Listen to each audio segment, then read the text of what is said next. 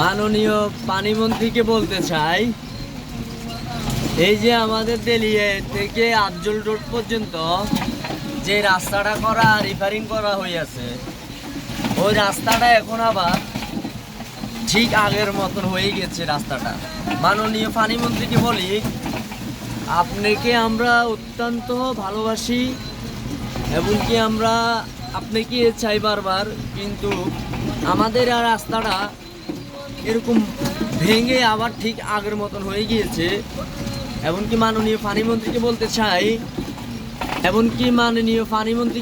চাই আমরা আপনাকে অত্যন্ত ভালোবাসি। ভালোবাসার প্রতিদান কি এটাই, এই যে আমাদের রাস্তাটা এরকম হয়ে গেছে আবার ঠিক আগের মতন। এই যে দেখেন জায়গায় জায়গায় এখন আগের মতন গর্ত হয়ে গিয়েছে, এমনকি পানি জমে গিয়েছে, এমনকি আমরা ঠিক মতন গাড়ি চালাতে পারি না, এমনকি গাড়ি উল্টে যায়, এমনকি আপনার এই যে রাস্তাগুলো দেখেন ঠিক আগের মতন হয়ে গিয়েছে আবার। আপনারা সবাই দেখেন, আমাদের মাননীয় পানিমন্ত্রীকে বলতে চাই রাস্তাটার কাজ এমনকি পুনরায় আবার করতে।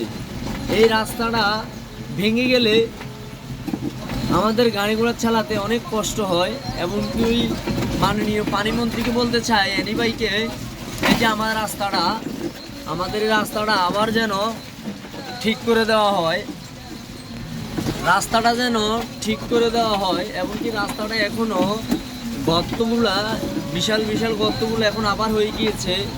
এমনকি আমরা গাড়ি চালাতে অনেক কষ্ট হইতেছে, এমনকি আমরাও কষ্ট করব, যাত্রীরাও ভোগান্তিতে পড়বে।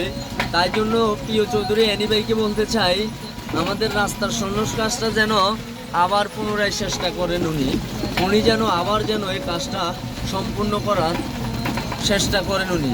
এই যে দেখুন আমাদের রাস্তাটা, এই যে দেখেন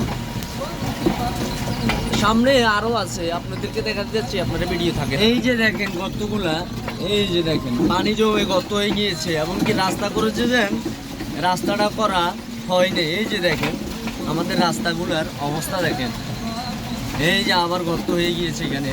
সবাই ভিডিওটা দ্রুত বেগে শেয়ার করে আমার চ্যানেলটা সাবস্ক্রাইব করে দিয়ে মাননীয় প্রধানমন্ত্রী তারেক জিয়া যেন দেখতে পায় এই রাস্তার অবস্থাটা। এর চন্দ্রগঞ্জ বাজার উপজেলা হওয়া সত্ত্বেও এই রাস্তাটার কোনো